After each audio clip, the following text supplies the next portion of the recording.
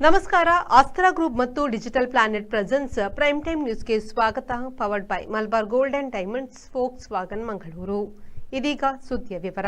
ಉಪ್ಪಳ ನಗರದ ರೈಲ್ವೆ ನಿಲ್ದಾಣ ರಸ್ತೆಯಲ್ಲಿ ಶುಕ್ರವಾರ ಮಧ್ಯಾಹ್ನ ಭಾರೀ ಅಗ್ನಿ ಅವಘಡ ಸಂಭವಿಸಿದ್ದು, ಬಹುಮಹಡಿ ಶಾಪಿಂಗ್ ಕಾಂಪ್ಲೆಕ್ಸ್ ಕಟ್ಟಡದ ಪ್ರಥಮ ಮಹಡಿಯಲ್ಲಿ ಕಾರ್ಯನಿರ್ವಹಿಸುತ್ತಿರುವ ಮಾಸ್ಟರ್ ಕಂಪ್ಯೂಟರ್ಸ್ ಎಂಬ ಸಂಸ್ಥೆಯಲ್ಲಿ ಬೆಂಕಿ ತಗುಲಿದ್ದು, ಲಕ್ಷಾಂತರ ಮೌಲ್ಯದ ಸಾಮಗ್ರಿಗಳು ಬೆಂಕಿಗಾಹುತಿಯಾಗಿದೆ. ಮಾಹಿತಿ ಅರಿತು ಸ್ಥಳಕ್ಕೆ ಉಪ್ಪಳ ಅಗ್ನಿಶಾಮಕ ದಳ ಆಗಮಿಸಿ ಬೆಂಕಿ ನಂದಿಸಿದ್ದಾರೆ. ಅಗ್ನಿ ಅವಘಡದ ಕಾರಣ ಇನ್ನೂ ಸ್ಪಷ್ಟವಾಗಿಲ್ಲ. ಬೆಂಕಿ ವ್ಯಾಪಕವಾಗಿ ಹಬ್ಬಿದ ಪರಿಣಾಮ ಸ್ಥಳೀಯರಲ್ಲೂ ಆತಂಕ ಉಂಟಾಗಿದೆ. ಈ ಘಟನೆ ಹಿನ್ನೆಲೆಯಲ್ಲಿ ರೈಲ್ವೆ ನಿಲ್ದಾಣ ರಸ್ತೆಯ ವಾಹನ ಸಂಚಾರದಲ್ಲಿ ಅಡಚಣೆ ಉಂಟಾಗಿತ್ತು. ಘಟನೆಯ ವಿವರ ತಿಳಿಯುತ್ತಿದ್ದಂತೆ ಹಲವರು ಸ್ಥಳಕ್ಕೆ ಧಾವಿಸಿ ಬರುತ್ತಿರುವ ದೃಶ್ಯ ಕಂಡುಬಂತು. ಅವಘಡಕ್ಕೆ ಶಾರ್ಟ್ ಸರ್ಕ್ಯೂಟ್ ಕಾರಣವೆಂದು ಶಂಕಿಸಲಾಗಿದೆ. ಸ್ಥಿತಿಗತಿಗಳನ್ನು ನಿಯಂತ್ರಣಕ್ಕೆ ತರಲು ಅಧಿಕಾರಿಗಳು ಸೂಕ್ತ ಕ್ರಮ ಕೈಗೊಂಡಿದ್ದಾರೆ. ರೆಹಮಾನುದ್ಯಾವರ, ವಿ4 ನ್ಯೂಸ್, ಮಂಜೇಶ್ವರ. ಮಂಗಳೂರು ನಗರ ದಕ್ಷಿಣ ಕ್ಷೇತ್ರ ವ್ಯಾಪ್ತಿಯಲ್ಲಿ ಸುರಿದ ಭಾರೀ ಮಳೆಯಿಂದಾಗಿ ರಸ್ತೆ, ಚರಂಡಿ, ರಾಜಕಾಲುವೆ, ತಡೆಗೋಡೆಗಳು ಹಾಳಾಗಿದ್ದು ಸಾರ್ವಜನಿಕರಿಗೆ ತೀವ್ರ ತೊಂದರೆಯಾಗುತ್ತಿದೆ. ಇವೆಲ್ಲದರ ಪುನರ್ ನಿರ್ಮಾಣಕ್ಕಾಗಿ ತುರ್ತು ಕಾಮಗಾರಿ ಅಗತ್ಯವಿದ್ದು, ರಾಜ್ಯ ಕಾಂಗ್ರೆಸ್ ಸರ್ಕಾರ ಕೂಡಲೇ ವಿಶೇಷ ಅನುದಾನ ಬಿಡುಗಡೆ ಮಾಡಬೇಕೆಂದು ಶಾಸಕ ವೇದವ್ಯಾಸ್ ಕಾಮತ್ ಅವರು ಅಧಿವೇಶನದಲ್ಲಿ ಆಗ್ರಹಿಸಿದರು. ಪ್ರಾಕೃತಿಕ ವಿಕೋಪದಿಂದಾಗಿರುವ ಹಾನಿಗೆ ಕಳೆದೆರಡು ವರ್ಷಗಳಿಂದ ರಾಜ್ಯ ಸರ್ಕಾರ ಯಾವುದೇ ವಿಶೇಷ ಅನುದಾನ ಬಿಡುಗಡೆಗೊಳಿಸಿಲ್ಲ. ಎಲ್ಲವೂ ಕೇವಲ ಹಾಳೆಗಳಲ್ಲಿವೆ ವಿನಃ ಕಾರ್ಯರೂಪಕ್ಕೆ ಬಂದಿಲ್ಲ. ಇದೊಂಥರ ಕನ್ನಡಿಯೊಳಗಿನ ಗಂಟಾಗಿದೆ. ಮೊದಲನೇ ಅವಧಿಯಲ್ಲಿ ಮಹಾತ್ಮ ಗಾಂಧಿ ನಗರ ವಿಕಾಸ ಯೋಜನೆಯಲ್ಲಿ ಅರ್ಧದಷ್ಟು ಕೆಲಸ ಆಗಿತ್ತು. ಈ ಸರ್ಕಾರ ಬಂದ ನಂತರ ಅದಕ್ಕೆ ತಡೆ ನೀಡಿದ್ದರಿಂದ ಉಳಿದ ಕಾಮಗಾರಿಗಳು ಬಾಕಿಯಾಗಿವೆ. ಪ್ರಸ್ತುತ ಮಂಗಳೂರು ಮಹಾನಗರ ಪಾಲಿಕೆಯಲ್ಲಿ ಬಜೆಟ್ ಕೊರತೆಯಾಗಿದ್ದು, ಪರಿಹಾರ ಕಾರ್ಯ, ಅಭಿವೃದ್ಧಿ ಕಾರ್ಯಕ್ಕೂ ದುಡ್ಡಿಲ್ಲ. ಗುತ್ತಿಗೆದಾರರಿಗೆ 200 ಕೋಟಿಗೂ ಅಧಿಕ ಪಾವತಿ ಬಾಕಿಯಿದ್ದು, ಎಲ್ಲ ಕಾಮಗಾರಿಗಳು ಸಹ ಸ್ಥಗಿತಗೊಂಡು ಜನಸಾಮಾನ್ಯರು ತೊಂದರೆ ಅನುಭವಿಸುತ್ತಿದ್ದಾರೆ ಎಂದರು.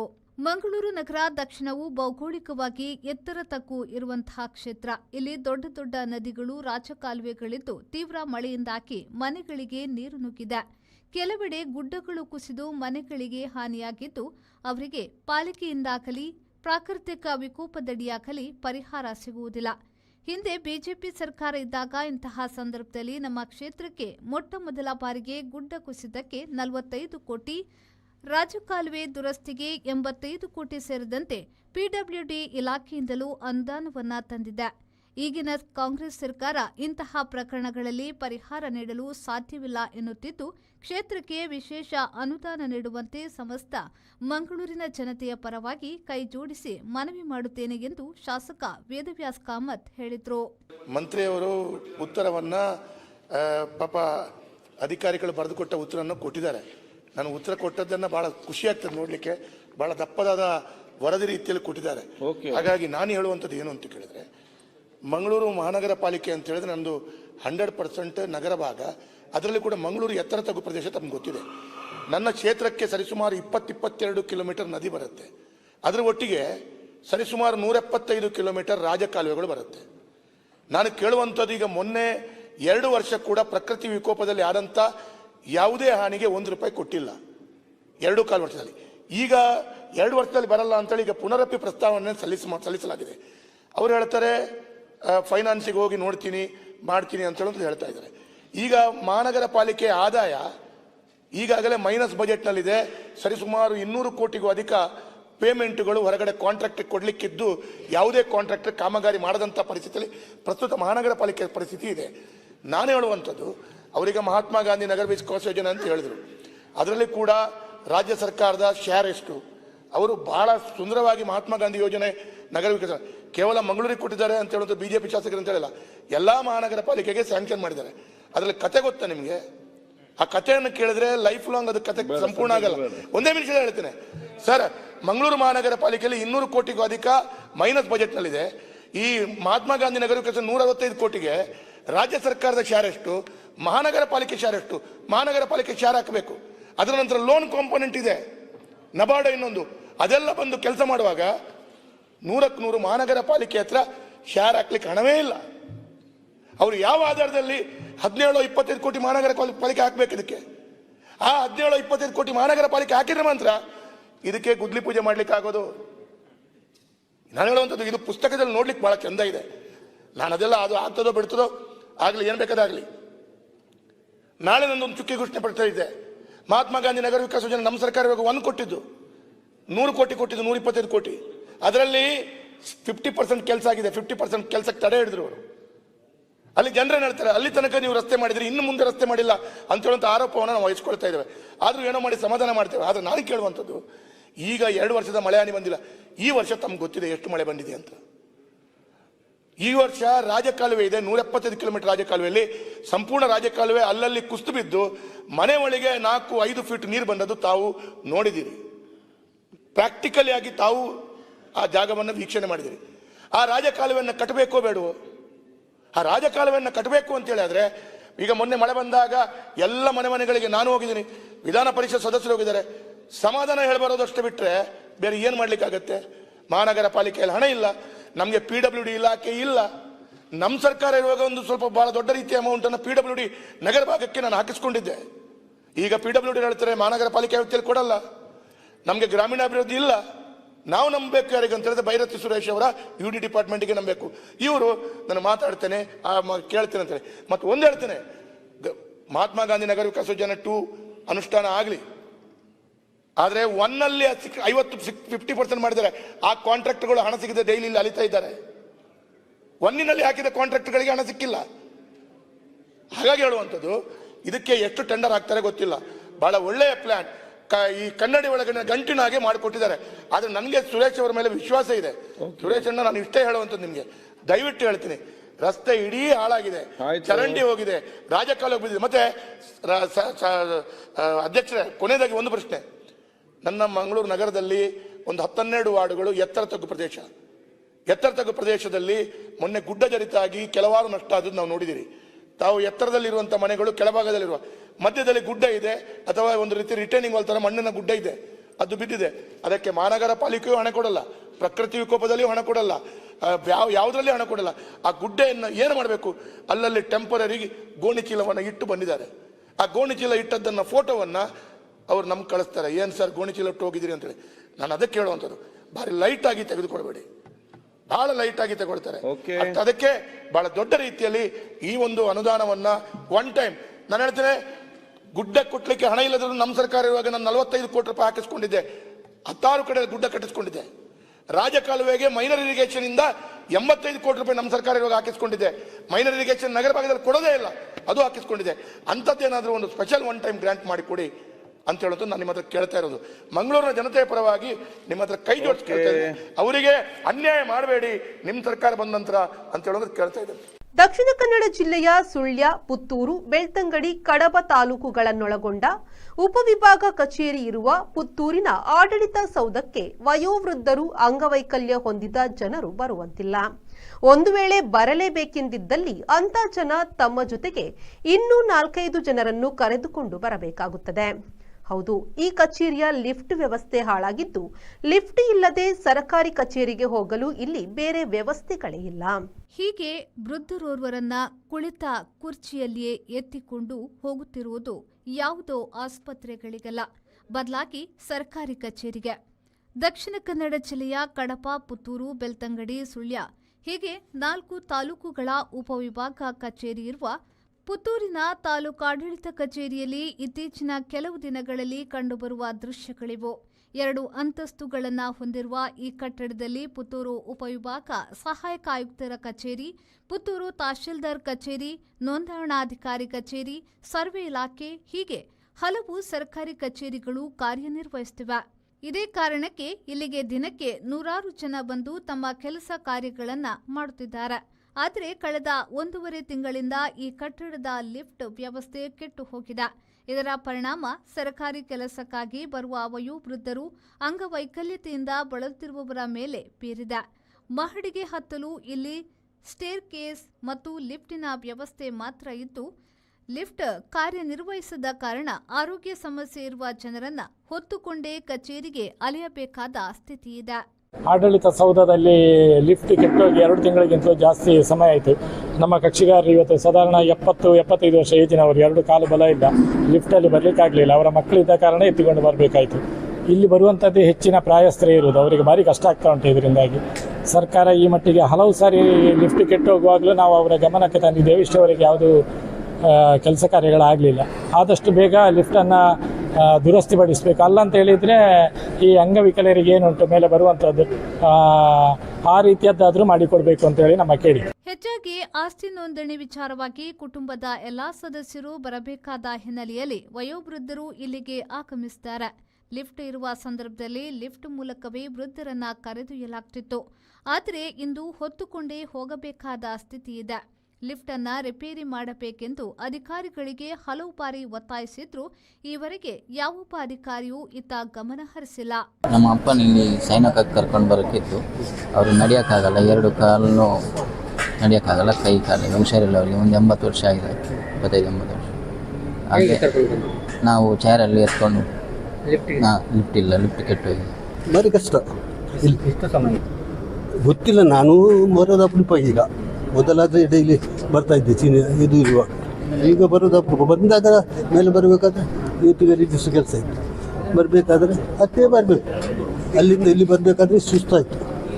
ಲಿಫ್ಟ್ ಇಲ್ಲದೆ ಇದ್ದಲ್ಲಿ ಈ ಕಟ್ಟಡದ ಕಡೆಗೆ ವಯೋವೃದ್ಧರು ಮತ್ತು ಅಂಗವೈಕಲ್ಯತೆ ಇರುವವರು ಬರಲಾಗದ ಸ್ಥಿತಿ ನಿರ್ಮಾಣವಾಗಿದೆ. ಇದರಿಂದಾಗಿ ಜನರ ಹಲವು ಕೆಲಸಗಳು ಕೂಡ ಬಾಕಿ ಉಳಿಯುವಂತಾಗಿದೆ. Anish, ವಿ4 news, Puttur.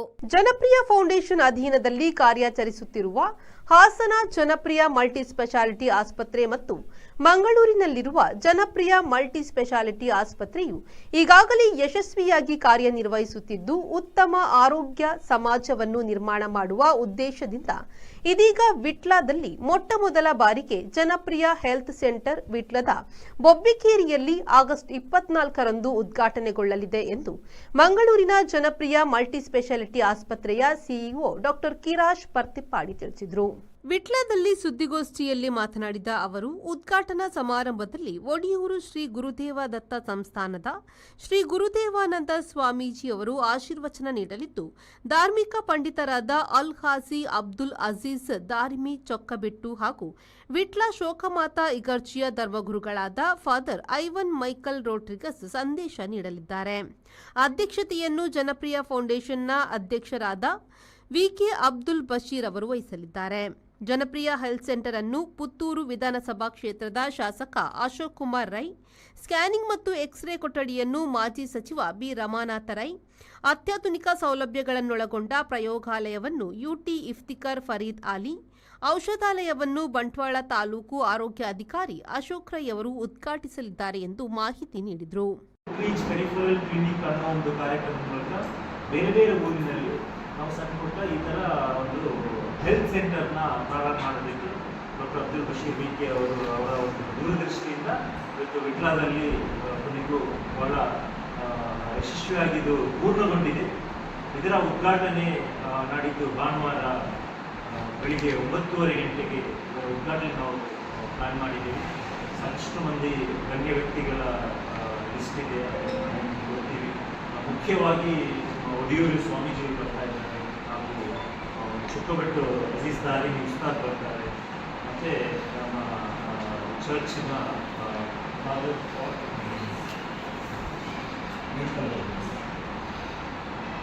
Ivan Michael Rodrigues ಇವರು ಕೂಡ ಬರ್ತಾ ಇದ್ದಾರೆ.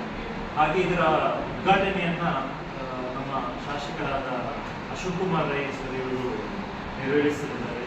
ಅದೇ ರೀತಿ ಶ್ರೀಯುತ ಯುಟಿ ಇಫ್ತಿಕಾರ್ ಅವರು ಕೂಡ ಬರ್ತಾರೆ. ಹಾಗೆ ಇದರ ಸಂಸ್ಥೆಯ ಚೇರ್ಮನ್ ಡಾಕ್ಟರ್ ಅಬ್ದುಲ್ ಬಶೀರ್ ವಿಕೆ ಅವರು ಇದರ ಅಧ್ಯಕ್ಷತೆಯನ್ನು ವಹಿಸಲಿದ್ದಾರೆ. ಹಾಗೆ ಇಲ್ಲಿ ನಾವು ಇದರ ಉದ್ಘಾಟನೆ ಅಂಗವಾಗಿ ಎಲ್ಲರಿಗೂ ಅವತ್ತಿನ ದಿನ ನಮ್ಮ ಮಂಗಳೂರಿನ ಜನಪ್ರಿಯ ಆಸ್ಪತ್ರೆ ಎಲ್ಲ ವೈದ್ಯ ತಂಡದವರು ಇಲ್ಲಿ ಬಂದು, ಎಲ್ಲ ಸ್ಪೆಷಾಲಿಟಿಯ ವೈದ್ಯರು ಇಲ್ಲಿ ಬಂದು ನಾವು ಫ್ರೀಯಾಗಿ ಉಚಿತವಾಗಿ ಅವತ್ತು ಮೆಡಿಕಲ್ ಚೆಕಪ್ ಕ್ಯಾಂಪನ್ನು ಕೂಡ ನಾವು ಆಯೋಜನೆ ಮಾಡಿದ್ದೇವೆ. ಆವತ್ತಿನ ದಿನ ಎಲ್ಲರಿಗೂ ಉಚಿತವಾಗಿ ECG ಮತ್ತು ಸಕ್ಕರೆ ಕಾಯಿಲೆ ಪರೀಕ್ಷೆ ಮತ್ತು ಔಷಧಿಯನ್ನು ಉಚಿತವಾಗಿ ನಾವು ನೀಡಿದ್ದೇವೆ. ಹಾಗೆ ಮುಂದಿನ ದಿನಗಳಲ್ಲಿ ಕೂಡ ಇಲ್ಲಿ ಎಲ್ಲ ರೀತಿಯ ವ್ಯವಸ್ಥೆ, ಅಂದರೆ ಮುಖ್ಯವಾಗಿ ಹೈಟೆಕ್ ಲ್ಯಾಬೊರೇಟರಿ, ಎಲ್ಲ ರೀತಿಯ ರಕ್ತ ಪರೀಕ್ಷೆ ಟೆಸ್ಟಿಂಗ್ ಆಗ್ತದೆ. ಸ್ಕ್ಯಾನಿಂಗ್ ವ್ಯವಸ್ಥೆ ಕೂಡ ನಾವು ಮುಂದಿನ ದಿನಗಳಲ್ಲಿ ಮಾಡ್ತಾ ಇದ್ದೀವಿ. ಡಿಜಿಟಲ್ ಎಕ್ಸ್ರೇ ಕೂಡ ಅಳವಡಿಸಿದ್ದೇವೆ. ಇದು 24 ಗಂಟೆ ಕಾಲ ನಾವು ಓಪನ್ ಮಾಡುವಂಥ ಒಂದು ಪ್ಲಾನ್ ಇದೆ. ಫಾರ್ಮಸಿಯನ್ನು ದಿನದ 24 ಅವರ್ಸು ಓಪನ್ ಇಡೋದೊಂದು ಪ್ಲಾನ್ ಮಾಡ್ತಾ ಇದ್ದೀವಿ.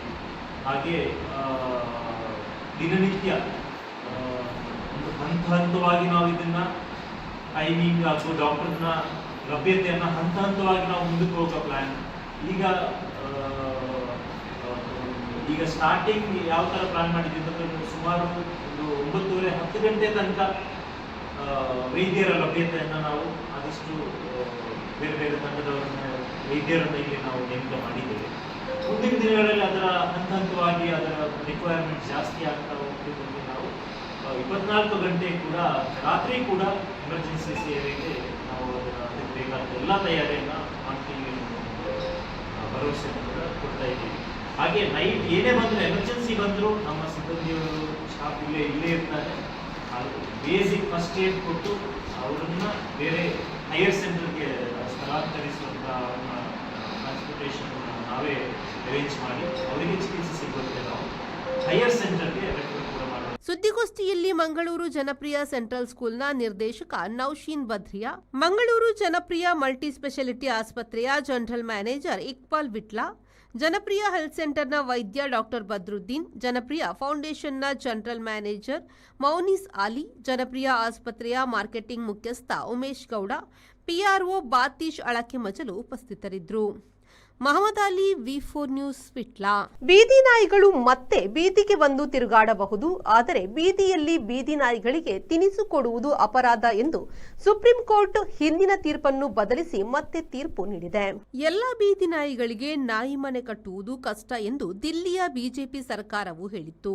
ನಾಯಿ ಪ್ರಿಯರುಗಳು ಬೀದಿ ನಾಯಿಗಳ ಮೇಲೆ ಕಠಿಣ ಕ್ರಮ ಸರಿಯಲ್ಲ ಎಂದು ವಾದಿಸಿದ್ವು. ನ್ಯಾಯಮೂರ್ತಿಗಳಾದ ವಿಕ್ರಮ್ನಾಥ್, ಸಂದೀಪ್ ಮೆಹ್ತಾ, ಎನ್ವಿ ಅಂಚಾರಿಯಾ ಅವರುಗಳಿದ್ದ ನ್ಯಾಯಪೀಠವು ಬೀದಿ ನಾಯಿಗಳ ಬಗೆಗೆ ರಾಷ್ಟ್ರೀಯ ನೀತಿ ಮಾಡಲು 5 ಅಂಶಗಳನ್ನು ಹೇಳಿದೆ. ಬೀದಿ ನಾಯಿಗಳಿಗೆ ಇಂಜೆಕ್ಷನ್ ನೀಡಿ ಹಿಡಿದ ಸ್ಥಳಗಳಲ್ಲೇ ಬಿಡಬೇಕು. ರೇಬಿಸ್ ಇರುವ ಮತ್ತು ಉಗ್ರಾವತಾರ ತಾಳುವ ನಾಯಿಗಳನ್ನು ಬಿಡಬಾರದು. ಬೀದಿ ನಾಯಿಗಳಿಗೆ ಬೀದಿಯಲ್ಲಿ ಯಾರೂ ಆಹಾರ ನೀಡಬಾರದು. ದಿಲ್ಲಿ ಮಹಾನಗರ ಪಾಲಿಕೆಯು ಆಹಾರ ನೀಡುವ ನಿಶ್ಚಿತ ಸ್ಥಳ ಗೊತ್ತು ಮಾಡಬಹುದು. ಯಾರಾದರೂ ಬೀದಿಯಲ್ಲಿ ನಾಯಿಗಳಿಗೆ ತಿಂಡಿ ಕೊಟ್ಟರೆ ಕಾನೂನು ಕ್ರಮ ತೆಗೆದುಕೊಳ್ಳಬೇಕು. ಅಂಥ ಸ್ಥಳಗಳಲ್ಲಿ ಮಾತ್ರ ನಾಯಿಗಳಿಗೆ ತಿನಿಸು ನೀಡುವಂತೆ ತಿಳುವಳಿಕೆ ಪತ್ರ ಹೊರಡಿಸಬೇಕು. ನಿಶ್ಚಿತ ಆಹಾರ ಕೊಡುವ ಜಾಗಗಳನ್ನು ಪಾಲಿಕೆಗಳು ಗುರುತಿಸಿ ಸೂಕ್ತ ಭದ್ರತೆ ವಹಿಸಬೇಕು. ಈ 5 ಸೂತ್ರಗಳನ್ನು ಎಲ್ಲಾ ಮಹಾನಗರಗಳು ಪಾಲಿಸುವಂತೆ ರಾಜ್ಯ ಸರ್ಕಾರಗಳು ಕ್ರಮ ತೆಗೆದುಕೊಳ್ಳಬೇಕು ಎಂದು ನ್ಯಾಯ ತೀರ್ಪಿನಲ್ಲಿ ವಿವರಿಸಲಾಗಿದೆ. ಬ್ಯೂರೋ ರಿಪೋರ್ಟ್, ವಿ4 ನ್ಯೂಸ್, ದೆಹಲಿ. ಬೀದಿ ನಾಯಿಗಳ ಅಟ್ಟಹಾಸದಿಂದ ತತ್ತರಿಸಿರುವ ಮಂಚೇಶ್ವರ ಗ್ರಾಮಸ್ಥರ ಆಕ್ರೋಶಕ್ಕೆ ಕಿಂಚಿತ್ತೂ ಬೆಲೆ ಕಲ್ಪಿಸದ ಮಂಚೇಶ್ವರ ಗ್ರಾಮ ಪಂಚಾಯತ್ ಅಧಿಕಾರಸ್ಥರ ಮೌನದ ವಿರುದ್ಧ ನಾಗರಿಕರ ಆಕ್ರೋಶ ದಿನದಿಂದ ದಿನಕ್ಕೆ ಹೆಚ್ಚಿನ ರೀತಿಯಲ್ಲಿ ಸ್ಫೋಟಗೊಳ್ಳುತ್ತಿರುವ ದೃಶ್ಯ ಕಂಡುಬರುತ್ತಿದೆ. ಪಂಚಾಯತ್ನ ಅಧಿಕಾರಸ್ಥರ ವಿರುದ್ಧ ಅವರ ನಿರ್ಲಕ್ಷ್ಯವನ್ನು ವಿರೋಧಿಸಿ Indian Union Muslim League Manjeshwar panchayat ಸಮಿತಿ ವತಿಯಿಂದ ಬೃಹತ್ ಪ್ರತಿಭಟನಾ ಮೆರವಣಿಗೆ ಹಾಗೂ ಧರಣಿಯು ನಡೆಯಿತು.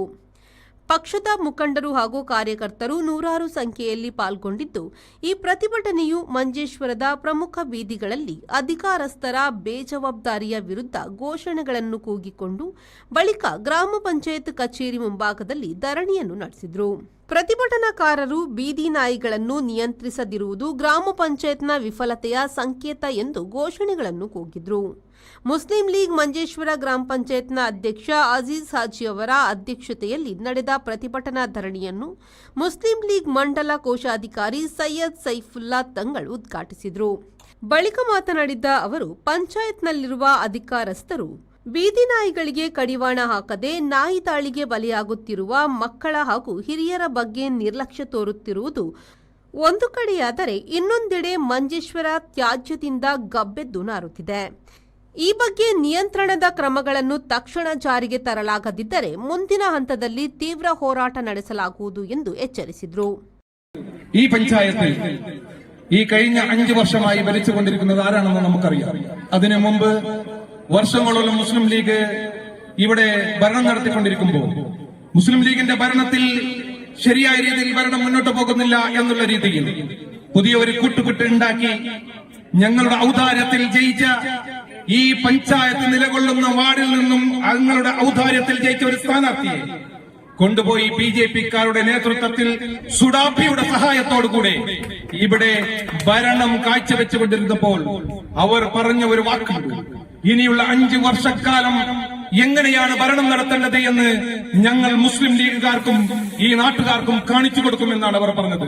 എന്റെ പ്രിയപ്പെട്ട നാട്ടുകാരെ, അവർ കാണിച്ചു തന്നത് എന്താണെന്ന് നമുക്കിപ്പോൾ കാണാൻ സാധിക്കുന്നുണ്ട്. തെരുവിലുടനീളം പട്ടികൾ ഇറങ്ങി ജനങ്ങളെ പൊറുതിമുട്ടിച്ചു കൊണ്ടിരിക്കുന്ന ഒരു അവസ്ഥാവിശേഷം ഇപ്പോൾ ഉണ്ടായിരിക്കുകയാണ്. പിഞ്ചു കുഞ്ഞുങ്ങൾ മദ്രസക്ക് പോകാൻ പറ്റുന്നില്ല, സ്കൂളിലേക്ക് പോകാൻ പറ്റുന്നില്ല, പെണ്ണുങ്ങൾക്ക് പുറത്തിറങ്ങാൻ പറ്റുന്നില്ല. പട്ടിയോ പട്ടിയുടെ ശല്യമാണ്. ഏത് ഭാഗത്ത് പോയാലും പട്ടി ആക്രമണമാണ്. അപ്പൊ നിങ്ങൾ വിചാരിക്കും പട്ടിയെ അയച്ചുവിട്ടിരിക്കുകയാണോ പഞ്ചായത്ത് എന്നുള്ളത്. പട്ടിയെ അയച്ചുവിട്ടിരിക്കുന്നത് പരോക്ഷമായി, നേരിട്ടല്ലെങ്കിലും പരോക്ഷമായി അയച്ചുവിട്ടിരിക്കുന്നത് പഞ്ചായത്താണെന്ന് നമുക്ക് പറയാൻ സാധിക്കും. ഇവിടെ മാലിന്യത്തിന്റെ കൂമ്പാരമാണ്. മുക്കിലും മൂലയിലും മാലിന്യ കൂമ്പാരങ്ങൾ കൊണ്ട് അതിന്റെ മുകളിൽ ഒരു രീതിയിലുള്ള പ്രവർത്തനവും നടത്താത്ത പഞ്ചായത്ത്, അവരുടെ കെടുകാര്യസ്ഥത പോലും പട്ടികൾ വ്യാപിച്ചിരിക്കുകയാണ്. തെരുവ് പട്ടികളുടെ ശല്യം ഇവിടെ വ്യാപിച്ചുകൊണ്ടിരിക്കുമ്പോ ഞങ്ങൾക്ക് നിങ്ങളോട് പറയാനുള്ളത്, പഞ്ചായത്ത് ഭരിക്കുന്നവർ ഉറക്കം തൂങ്ങുകയാണോ അതല്ല ഉറക്കം നടിക്കുകയാണോ എന്നാണ് ഞങ്ങൾക്ക് നിങ്ങളോട് ചോദിക്കാനുള്ളത്. ഭരണം എന്നുള്ളത് ജനങ്ങളുടെ ಕ್ಷೇಮത്തിന് വേണ്ടി മാത്രമായിരിക്കണം, അതല്ലെങ്കിൽ തറക്കല്ലിടലും. ಈ ಸಂದರ್ಭ ನೇತಾರರಾದ ಮುಸ್ತಫಾ ಉದ್ಯಾವರ, ಅಬ್ದುಲ್ ರಹಮಾನ್ ಹಾಜಿ, ಮುಕ್ತಾರ್, ಹಸೈನಾರ್, 7 ಸ್ಟಾರ್, ಫಾರೂಕ್, ನಾಜರ್ ಇಡಿಯಾ, ಹನೀಫ್, ಸಮದ್, ಬಶೀರ್ ಕನಿಲಾ, ಮುಮ್ತಾಜ್ ಸಮೀರಾ, ರಿಯಾಜ್, ಮುನೀರ್, ಖಲೀಲ್, ಮುಮ್ತಾಜ್ ಸಮೀರಾ ಹಾಗೂ ಎಂಎಸ್ಎಫ್ ಹಾಗೂ ಎಸ್ಟಿಯು ನೇತಾರರು ಸೇರಿದಂತೆ ಪ್ರತಿಭಟನೆಯಲ್ಲಿ ನೂರಾರು ಮಂದಿ ಪಾಲ್ಗೊಂಡಿದ್ದರು.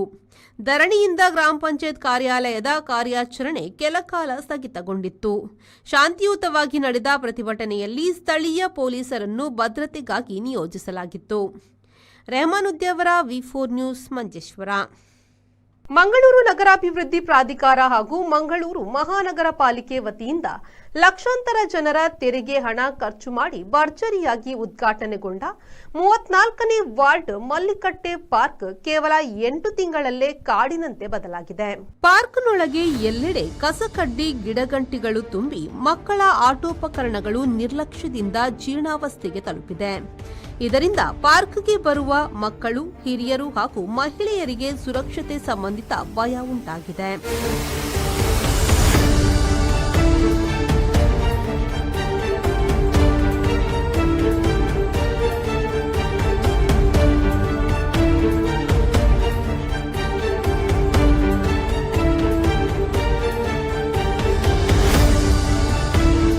ಸ್ಥಳೀಯರು ಆಕ್ರೋಶ ವ್ಯಕ್ತಪಡಿಸುತ್ತಾ ಜನರ ದುಡ್ಡು ಹಾಳು ಮಾಡಿದರೆ ಆಗುವ ಕಷ್ಟ ನಷ್ಟಗಳನ್ನು ಆಡಳಿತ ಯಂತ್ರ ಗಮನಿಸಬೇಕೆಂದು ಒತ್ತಾಯಿಸಿದ್ದಾರೆ. ತೆರಿಗೆ ಹಣವನ್ನು ಸರಿಯಾದ ನಿರ್ವಹಣೆಗೆ ಬಳಸದೆ ಯೋಜನೆಗಳು ಮಧ್ಯದಲ್ಲೇ ಹಾಳಾಗುವುದು ಜನರ ಪರಿಶ್ರಮದ ಸಂಪತ್ತಿನ ಅವಮಾನ ಎಂದು ನಾಗರಿಕರು ತೀವ್ರ ಆಕ್ರೋಶ ವ್ಯಕ್ತಪಡಿಸಿದ್ದಾರೆ.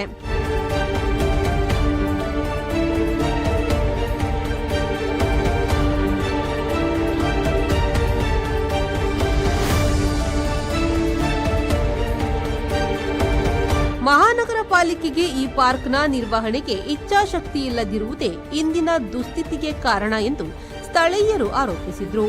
ಜನರ ತೆರಿಗೆಯಿಂದ ನಿರ್ಮಿತವಾದ ಈ ಪಾರ್ಕ್ಗೆ ಇಂತಹ ಸ್ಥಿತಿ ಬಂದಿರುವುದರಿಂದ ಇದನ್ನು ಮಹಾನಗರ ಪಾಲಿಕೆಯೇ ತನ್ನ ದುಡ್ಡಿನಿಂದ ಸರಿಪಡಿಸಬೇಕು ಎಂದು ಆಗ್ರಹ ವ್ಯಕ್ತವಾಗಿದೆ.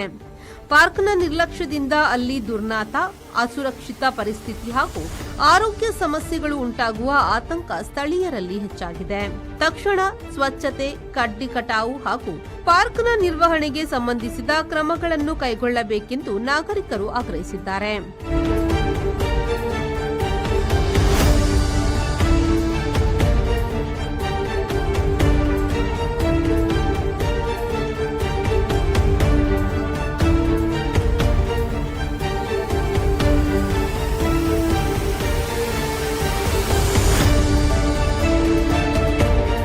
ಶರತ್ ಸಾಲ್ಯನ್, V4 ನ್ಯೂಸ್, ಮಂಗಳೂರು. ಚೆನ್ನೈ ನಗರವು 1639 ಆಗಸ್ಟ್ 22ರಂದು ಹುಟ್ಟಿದ ನಗರವಾಗಿದೆ.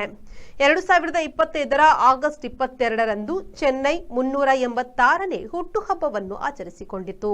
ಆಧುನಿಕ ವ್ಯವಸ್ಥೆಯ ನಡುವೆ ಗಗನಚುಂಬಿ ಕಟ್ಟಡಗಳ ನಡುವೆ ಚೆನ್ನೈನ ಅಲ್ಲಲ್ಲಿ ಪರಂಪರೆಯ ಹಳೆಯ ಕಟ್ಟಡಗಳು ನಗರದ ಆರಂಭ ದಿನವನ್ನು ನೆನಪಿಸುವಂತಿವೆ. ಚೆನ್ನೈ ನಗರ ತನ್ನನ್ನು ತಾನು ಅಲಂಕರಿಸಿಕೊಂಡಿತ್ತು. ಮುಖ್ಯವಾಗಿ ಮಹಾನಗರ ಪಾಲಿಕೆ ಕಟ್ಟಡವಂತೂ ಹಳತರ ಜೊತೆಗೆ ಹೊಸ ಹೊದಿಕೆಯನ್ನು ಹೊದ್ದುಕೊಂಡಿತ್ತು. ಚೆನ್ನೈನ 10 ಕಡೆ ನಗರ ಹುಟ್ಟಿನ ಬಗೆಗೆ ವಿಚಾರ ಸಂಕಿರಣಗಳು ನಡೆದವು. ಚೆನ್ನೈ ಭಾರತದ 4ನೆಯ ಹಾಗೂ ಪ್ರಪಂಚದ 31ನೆಯ ಅತಿದೊಡ್ಡ ನಗರವಾಗಿದೆ. ಬ್ರಿಟಿಷರ ನಗರ ಆರಂಭಿಸಿದಾಗ ಇದರ ಹೆಸರು ಮದ್ರಾಸು ಪಟ್ಟಣಂ, ಮದ್ರಾಸ್ ಸಿಟಿ.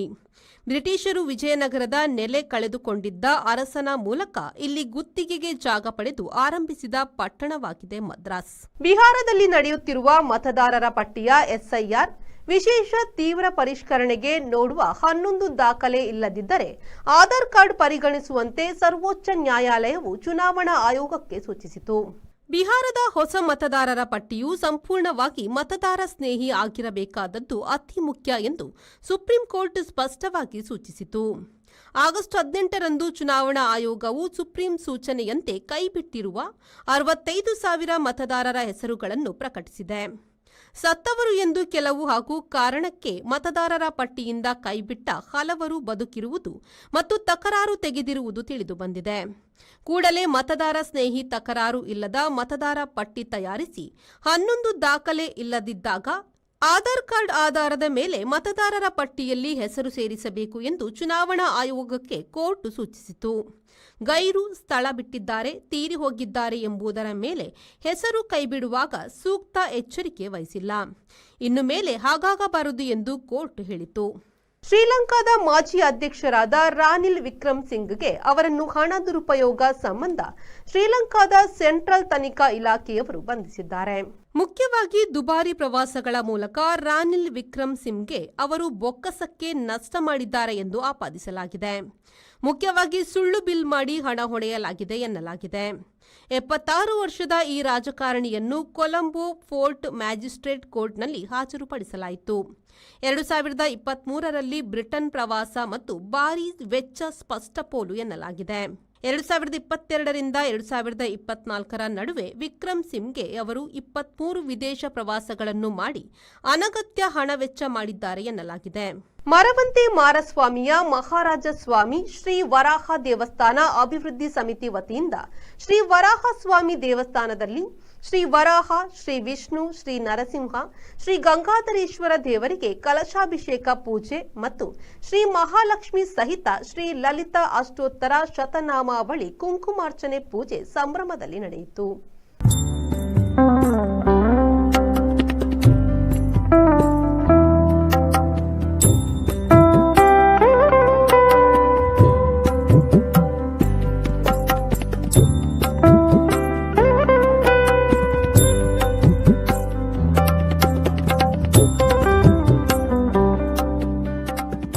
ವೇದಮೂರ್ತಿ ಶ್ರೀ ನಾಗೇಂದ್ರ ಭಟ್ ಅವರ ನೇತೃತ್ವದಲ್ಲಿ ಧಾರ್ಮಿಕ ಕಾರ್ಯಕ್ರಮಗಳು ನಡೆಯಿತು.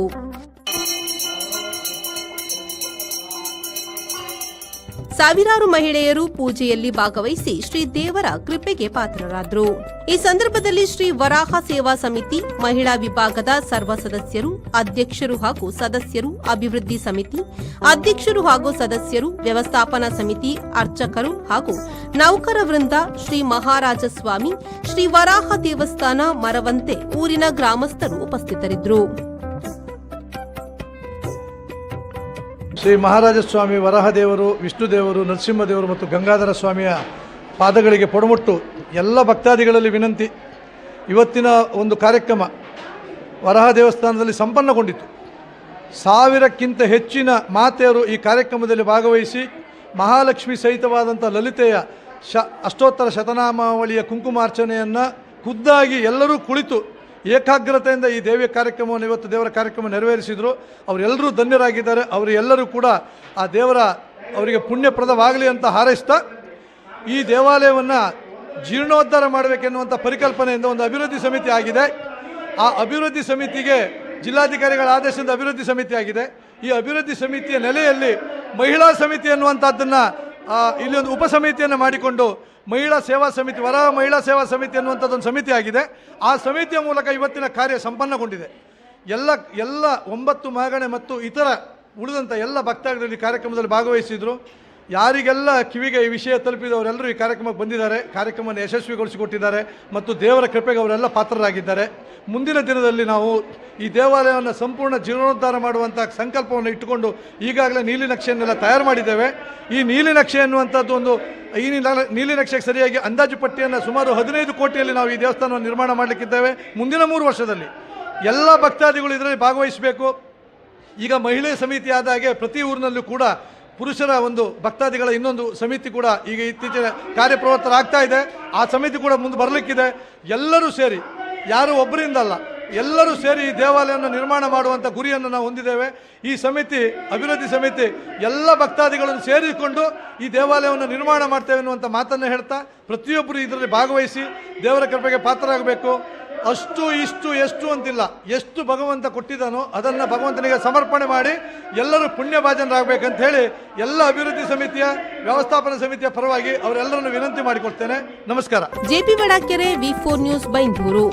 ಕರಾವಳಿ ಜಿಲ್ಲೆಯಲ್ಲಿ ನದಿಗಳು ಹೆಚ್ಚಿದ್ದು ತೇವಾಂಶವಿರುವ ಹೆಚ್ಚಿನ ಕಡೆ ಕೃಷಿಕರಿಗೆ ಮತ್ತು ತೆಂಗಿನ ತೋಟ ಸೇರಿದಂತೆ ಬಹುಪಾಲು ಸ್ಥಳದಲ್ಲಿ ಭತ್ತ ಸೇರಿದಂತೆ ತೋಟಗಾರಿಕಾ ಬೆಳೆಗಳಿಗೆ ಕೂಡ ಮಾರಕವಾಗುವ ಹಳದಿ ಬಣ್ಣದ ಕಾಡು ಸೇವಂತಿಗೆ ನಿರ್ಮೂಲನೆಗೆ ಕ್ರಮ ಕೈಗೊಳ್ಳಬೇಕಾಗಿದೆ.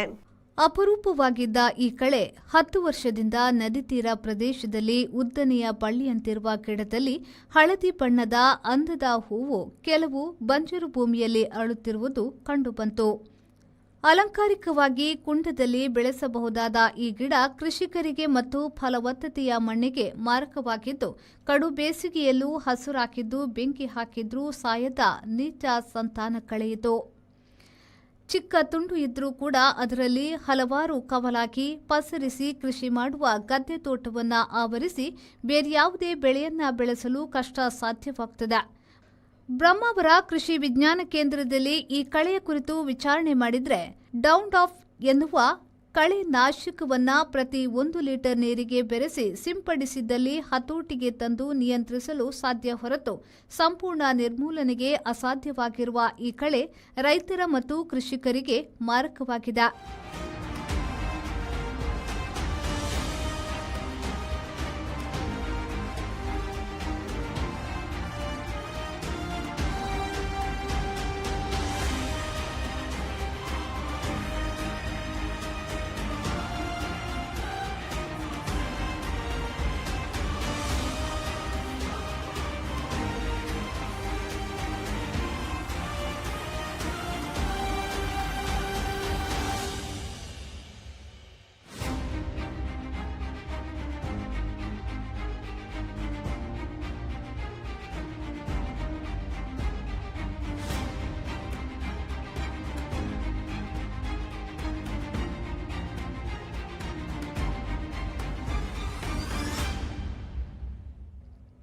ಬ್ಯೂರೋ ರಿಪೋರ್ಟ್, ವಿ4 ನ್ಯೂಸ್, ಬ್ರಹ್ಮಾವರ. ಅಸ್ತ್ರ ಗ್ರೂಪ್ ಹಾಗೂ ಶರದಿ ಪ್ರತಿಷ್ಠಾನ ರಿಜಿಸ್ಟರ್ಡ್ ಮಂಗಳೂರು ವತಿಯಿಂದ ಪುಟಾಣಿ ಮಕ್ಕಳಿಗಾಗಿ ಮಣ್ಣಿನ ಗಣಪತಿ ಸ್ಪರ್ಧೆ ಆಯೋಜಿಸಿದ್ದು, ಸಮಯ ಬದಲಾವಣೆಯಾಗಿದ್ದು ಆಗಸ್ಟ್ 27ರಂದು ಮಧ್ಯಾಹ್ನ 2 ರಿಂದ 3:30ರವರೆಗೆ ಹಮ್ಮಿಕೊಂಡಿದ್ದಾರೆ.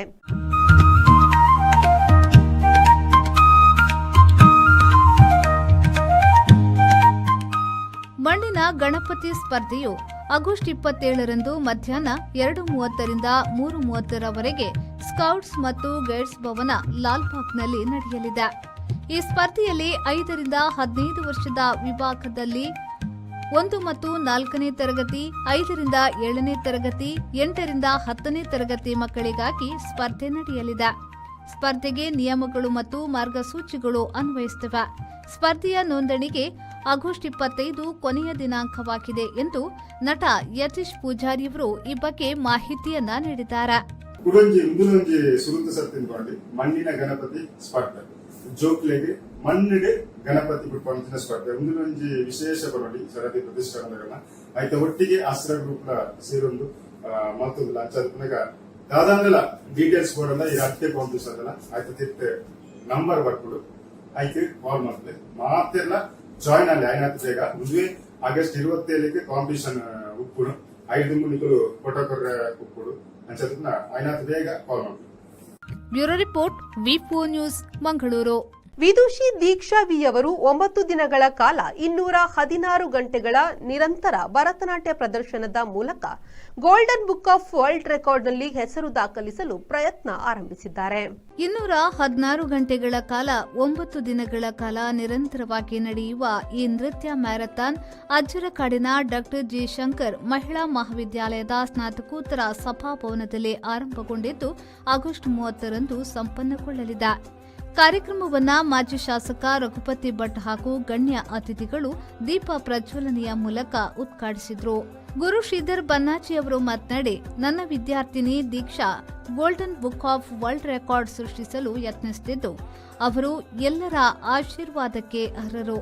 ಅವರು ಮೊದಲು ನನ್ನ ಬಳಿಗೆ ಬಂದಾಗ ನಾನು ಮೊದಲು ವಿದ್ವತ್ ಪರೀಕ್ಷೆ ಪೂರೈಸಿ ಸಿದ್ಧತೆ ಮಾಡಲು ಸಲಹೆ ನೀಡಿದೆ. ಇಂತಹ ಸಮರ್ಪಿತ ವಿದ್ಯಾರ್ಥಿನಿಯನ್ನ ಹೊಂದಿರುವುದು ನಮ್ಮ ಬೋಧನೆಗಳ ನಿಜವಾದ ಫಲ ಎಂದು ಹೇಳಿದ್ರು. ಈ ಮೊದಲು 24 ಗಂಟೆಗಳ ಕಾಲ ನಿರಂತರವಾಗಿ ಹಾಡುವ ಮೂಲಕ golden book of world record ನಿರ್ಮಿಸಿದ ಯಶವಂತ್ ಎಂಜೆ ಇದ್ರು.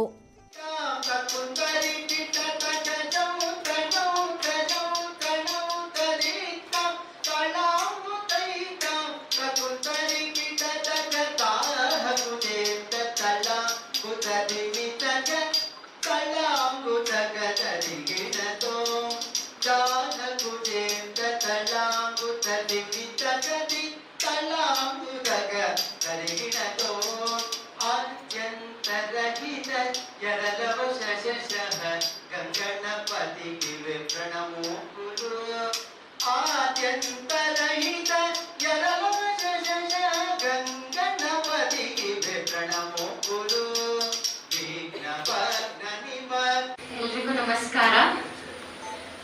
ತುಂಬಾ ಖುಷಿ ಆಗ್ತದೆ ಇಷ್ಟು ಜನರನ್ನ ನೋಡಿ. ಎಲ್ಲರದ್ದು ಸಪೋರ್ಟ್, ಬ್ಲೆಸ್ಸಿಂಗ್ಸ್ ಎಲ್ಲ ನನ್ನ ಮೇಲೆ ಇರಲಿ ಅಂತ ಆಶಿಸ್ತೇನೆ. ಅಂಡ್ ಬಂದು ಸಪೋರ್ಟ್ ಮಾಡಿ ಅಂಡ್ ಬ್ಲೆಸ್ ಮಾಡಿ, ಅಷ್ಟೇ ನಾನು ಕೇಳಲಿಕ್ಕಾಗೋದು. Blessings only. ಅದೇ ರೀತಿ ಇದಕ್ಕೆ ಭಾಳ ದೊಡ್ಡ ಹಣಕಾಸಿನ ನೆರವು ಅವಶ್ಯಕತೆ ಇದೆ. ಉಡುಪಿಯ ಜನತೆ ಇವತ್ತು ಅವರಿಗೆ ಸಹಕರಿಸಬೇಕು. ನಾವೆಲ್ಲ ಮಾಡಿದ್ದೇವೆ. ಡಾಕ್ಟರ್ ಜಿ ಶಂಕರ್ ಅವರು ನಮ್ಮ ವಿನಂತಿಯ ಮೇಲೆಗೆ ಸಹಾಯವನ್ನು ಮಾಡಿದ್ದಾರೆ. ಇನ್ನು ತುಂಬ ಜನ ಅವರಿಗೆ ಸಹಾಯವನ್ನು ಮಾಡಿದ್ದಾರೆ. ಈ 10 ದಿವಸದ ಕಾರ್ಯಕ್ರಮದ ತಯಾರಿಗೆ ಭಾಳ ದೊಡ್ಡ ಖರ್ಚು ಅವರಿಗಿರುವುದರಿಂದ ಸಹೃದಯಿಗಳು ಅವರ ಜೊತೆ ಕೈ ಜೋಡಿಸಬೇಕು ಅಂತ ನಾನು ವಿನಂತಿ ಮಾಡ್ತೇನೆ. ಶ್ರೀಜಿತ್, ವಿ4 ನ್ಯೂಸ್, ಉಡುಪಿ. ಇದು ಈ ಹೊತ್ತಿನ ಪ್ರಮುಖ ಸುದ್ದಿ. ನಿರಂತರ ಸುದ್ದಿ ಮತ್ತು ಮನರಂಜನೆಗಾಗಿ ನೋಡ್ತಾ ಇರಿ ವಿ4 ನ್ಯೂಸ್.